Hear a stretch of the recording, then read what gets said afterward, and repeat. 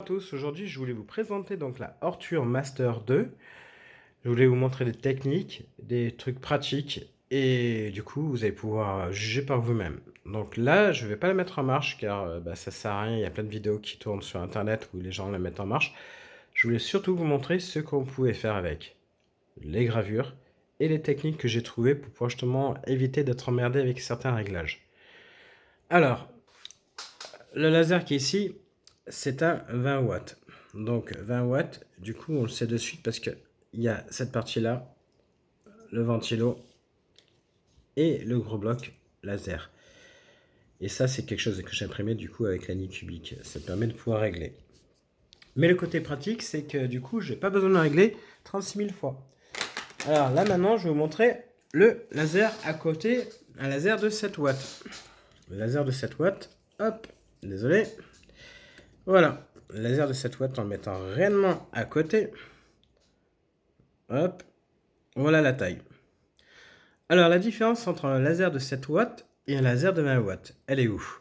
7 watts, c'est plutôt pour faire de la gravure dessin, je dirais, parce que du coup, en clair, vous allez vraiment avoir des nuances de gris très très très clair à des gris foncés.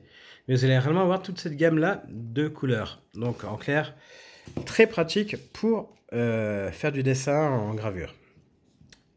Le 20, par contre, lui, est plutôt dans le style à faire des gravures, mais très foncées, et à découper. Vous pouvez découper aussi avec du 7 watts, mais par contre, des choses très très fines.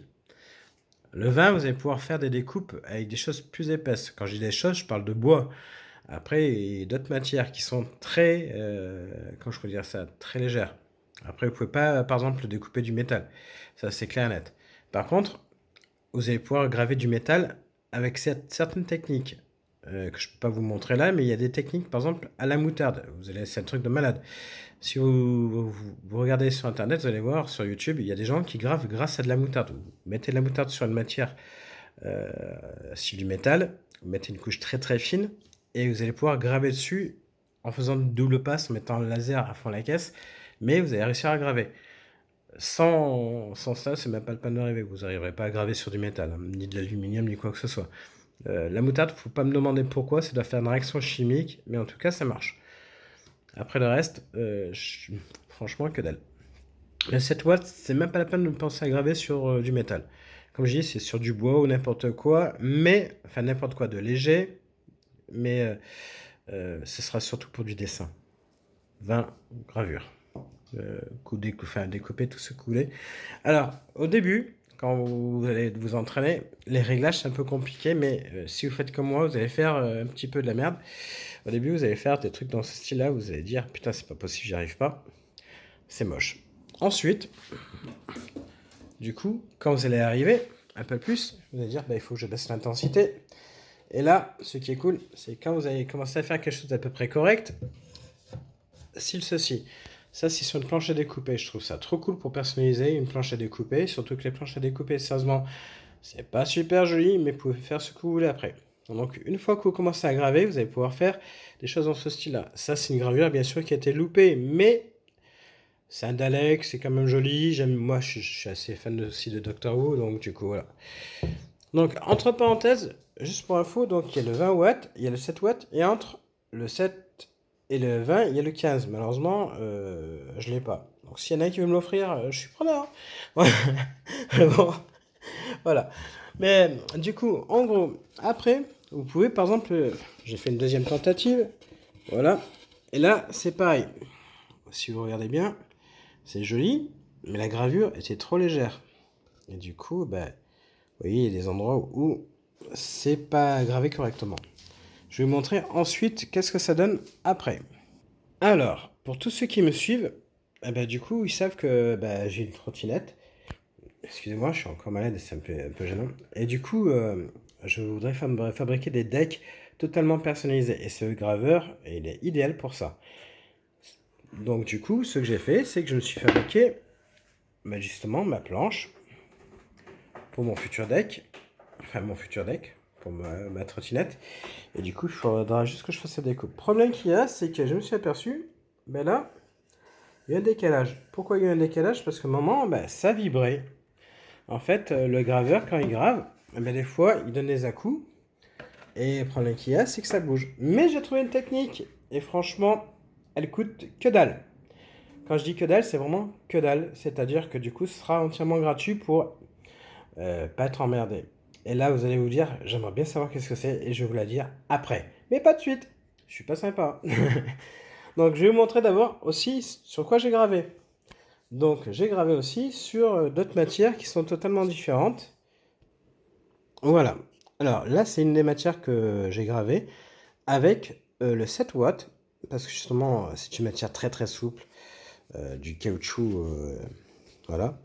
Et je voulais vraiment pas le bousiller, alors je me suis dit que du 7 watts, c'était l'idéal, étant donné que pour graver justement des dessins, etc., et les 7 watts, justement, on pouvait faire ça sur des coques.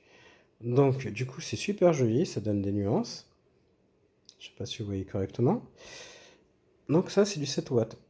Et franchement, voilà. Une fois qu'on commence à maîtriser, c'est un petit peu long, mais pas si long que ça. Franchement, ça se maîtrise quand même très rapidement. C'est certains réglages, et puis après, vous allez être tranquille. Alors, je vais vous montrer aussi qu'est-ce que j'ai fait d'autre. Voilà. Ça, c'est une coque aussi de tablette. Je sais pas si vous voyez correctement. Je me suis amusé à graver ça. C'est discret, léger. Alors du coup, je préférais graver avec un laser beaucoup plus léger, donc le 7 watts, en mettant pas trop fort pour éviter d'abîmer justement la coque. J'ai pris un 20 watts, ça va sûrement tout cramer, à moins que je baisse au minimum, mais voilà, après la gravure, c'est pas forcément... Les réglages, c'est un petit peu compliqué. Faut bien voir, parce que je vous ai dit, le 7 watts, c'est surtout pour graver du dessin, le 20 watts, plus pour découper, mais vous pouvez graver aussi. Alors, là, c'est une planche, c'est du pain. Malheureusement, eh ben, là, c'est avec du coup le 20 watts. Le 20 watts, eh ben, il brûle beaucoup. Et surtout que quand c'est du pain, eh ben, vous avez. Voilà, ça donne cet effet-là. Et je trouve ça dommage. J'adore, entre parenthèses, Elvided, que ce soit les films ou la série style H versus Elvided. Et c'est pour ça que du coup, j'ai voulu me faire ça. Et je voulais voir un petit peu. Et puis sur du pain, donc je pense qu'il faut faire d'autres réglages. Mais le pain, la structure, le bois, c'est du résineux, et je pense que c'est pour ça que ça fait ça. Après, avec un 7 watts, ça a peut-être fait autre chose. Maintenant, je vais vous montrer quelque chose qui va sûrement vous plaire. Voilà. Alors, c'était gravé sur un miroir. J'essaie de vous montrer au maximum. Et franchement, on peut pas dire que ça pète pas sa race. Alors, pour voir cet effet-là, c'est très important, mais si vous gravez, il faut le graver à l'envers. Donc, si vous gravez à l'envers, l'image, il faudra la mettre à l'envers. C'est-à-dire prendre un programme qui mettra l'image en effet miroir, ou juste tourner l'image à l'envers. Parce que sinon, l'écriture sera à l'envers. Et ce qui est très important, c'est que si vous gravez, du coup, sur le miroir, il faudra le graver, donc, comme ceci. Et là, très important, quand vous allez graver, le laser, en fait, c'est le 20 watts qu'il faut utiliser parce que si vous prenez en dessous, on avis, vous allez avoir vraiment du mal. Ensuite, ce qui est important, c'est que si je vous donne un réglage en vous disant par exemple, il faut utiliser telle puissance, ça ne servira à rien. Car la matière qui est ici, qui est derrière le miroir, eh ben, en fait, est totalement différente de plusieurs sortes de miroirs. C'est-à-dire qu'il y a des miroirs où ce sera beaucoup plus épais, d'autres beaucoup plus fins, et du coup, il va falloir vraiment que vous fassiez des essais sur le miroir. Bon, moi, je vous conseille bien sûr d'aller pas trop fort au départ, et puis après, d'augmenter. C'est pour ça qu'en gros, il faut acheter plusieurs miroirs. Celui-ci, le miroir, j'ai acheté à Casto. C'est des lots de 4 et ils sont pas chers. Donc du coup, c'est cool. Alors, donc vous le gravez l'image à l'envers. Moi, perso, j'ai laissé comme ça. Mais par exemple, imaginons ce que j'ai fait pour ma nièce. Vous enlevez donc le résidu qu'il y a. Donc là, vous prenez un tampon à gratter pour la vaisselle. Vous frottez, ça va enlever. Ça va devenir totalement transparent là où il y a les dessins. Prenez par exemple une bombe de peinture blanche, un peu transparente, un coup dessus, vous mettez de la LED, juste là, et puis du coup vous allez vous retrouver avec quelque chose de magnifique, c'est-à-dire que du coup qui va s'allumer de plusieurs couleurs, et c'est une tuerie. Et sérieusement c'est une vraie tuerie. Donc voilà, en tout cas, du coup ce que ça donne, et franchement, c'est superbe, hein. Donc ça, sur un miroir. C'est cool, non? Donc après, je vais vous donner par contre la technique pour éviter que ça bouge. La technique pour éviter que ça bouge. C'est pas compliqué, c'est toujours Casto. Ceci, c'est pour éviter que justement, par exemple, quand vous mettez une machine à laver ou quoi que ce soit, que les vibrations, bah, du coup, fassent du bruit. Et en même temps, c'est un truc antidérapant. Sauf que du coup, ça, bah, ça, c'est payant. Et là, par contre, là, vous voulez avoir gratuitement. Toujours à Casto. Ou peut-être d'autres, hein, mais en tout cas, moi, c'est Casto.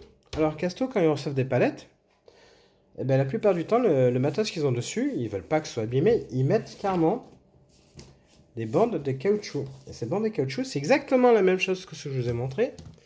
Et voilà. Du coup, c'est ceci. Ils reçoivent ça. Et le truc qu'il y a, c'est qu'après, ils les jettent. Donc, il suffit de leur demander. Et ils les donnent. Et s'ils ne vous donnent pas les grands, ils peuvent vous passer les petits. Moi, je trouve ça plus pratique les petits parce que du coup, ça évite de faire des découpes de malade.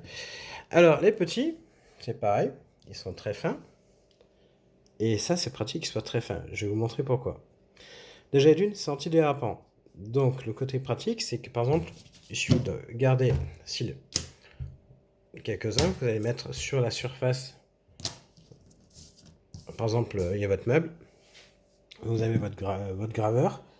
Et vous voulez, par exemple, graver quelque chose. Mais ça risque de bouger. On ne sait jamais. Alors, du coup, vous dites, si vous voulez pas que ça bouge et que du coup, ça nique un peu la gravure, ben, vous posez ça dessus. C'est-à-dire que même si votre meuble, enfin, si votre objet à la base a une tendance à bouger, voilà, ça bougera parce qu'étant donné que voilà, mais on va partir sur autre chose. Si vous voulez que ça bouge pas, voilà. Vous mettez ça et là-bas ça bougera plus du tout. C'est style, c'est comme si c'était limite adhésif. Donc du coup, voilà. Par contre, un autre truc qui est pratique, c'est que quand vous faites votre réglage, votre laser là, qui est ici, à la base, quand vous faites votre réglage, vous devez avoir le poids le plus fin possible sur la partie où vous allez graver, donc le plus bas possible. Donc la partie 0. Le problème qu'il y a, c'est que si vous gravez sur une planche comme celle-ci, c'est épais. Le problème qu'il y a, c'est que vu que c'est épais, votre laser, vous allez devoir le régler. Et là, il est là le problème. C'est que votre graveur, vous allez devoir le régler. Et là, il faudra retoucher ça pour remettre le point ici. Mais il y a la solution qui est vachement pratique.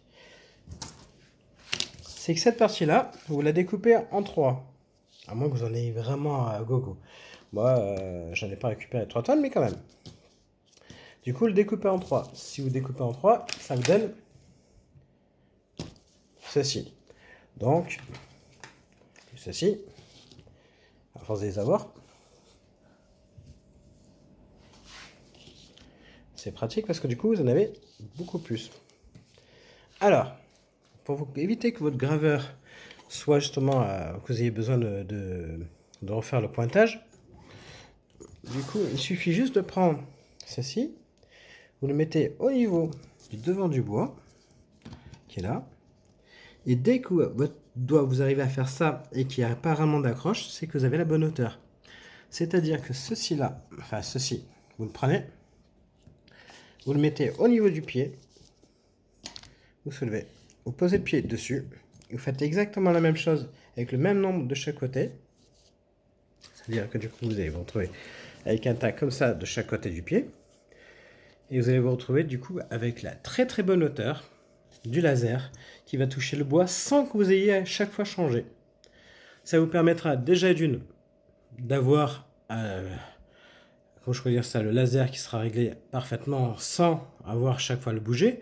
Deuxièmement, ça évitera à la machine de bouger parce que du coup, en gros, vu que c'est antidérapant et tout ce que vous voulez, anti-vibration, votre laser, quand il va commencer à graver, il n'y aura pas ces problèmes des fois où ça bouge, où ça va dérégler, ou que la machine va se mettre en arrêt parce que la machine aura bougé. Donc, ceci, vous pouvez l'avoir gratuitement, donc ça. À Casto, vous allez juste voir les vendeurs, et vous leur demandez est-ce qu'il y a moyen d'avoir ceci, qui se trouve sur les palettes pour protéger du coup leur matos, enfin le matos qu'ils reçoivent. Et vu qu'à la base ça part à la poubelle, ils vous le donnent gratuitement et puis après ça va vous servir. Donc vous imaginez la hauteur, vous pouvez monter vraiment très très haut, hop, et vous pouvez faire ça et vous pouvez monter jusqu'à une hauteur extrêmement haute. Et ça bougera pas. Donc votre laser sera toujours au bon niveau du moment où vous fiez directement à ça. Vous prenez, vous mettez, et dès que vous voyez que vous êtes comme là, hop, je vais essayer de vous montrer le mieux possible, à fleur. Bon, si vous êtes un petit peu au-dessus ou en dessous, c'est pas grave, mais quand vous êtes à fleur, réellement, eh ben, c'est que du coup, vous avez pile poil la bonne hauteur pour le laser. Et ça, cette partie-là, vous pouvez directement la mettre sous les pieds, comme ça permettra de surélever le laser à la bonne hauteur. Donc voilà, c'est ma petite technique. J'espère qu'elle va vous servir. J'espère que la vidéo vous a plu. Et puis, comme je l'ai dit, par contre, si vous voulez pas vous emmerder, vous pouvez mettre le gros que vous allez acheter en dessous de la machine, qui par exemple fera toute la grandeur. Et par exemple, utiliser les petits pour les angles. Par exemple, si vous allez mettre votre machine. Moi, perso, bah non. Je trouve que ça coûte cher. Autant avoir gratuit. Et puis voilà. Sur ce, je vous souhaite une très bonne journée. Bon, la vidéo était très longue. Je suis désolé. Et en tout cas, j'espère que la vidéo vous a plu. N'hésitez pas à mettre un pouce au cas où, ou à vous abonner. Et si vous avez aimé la vidéo ou pas. Et puis voilà. Passez une très très bonne journée. Et puis je vous dis à bientôt. Et pour d'autres vidéos. À ciao ciao. Au revoir.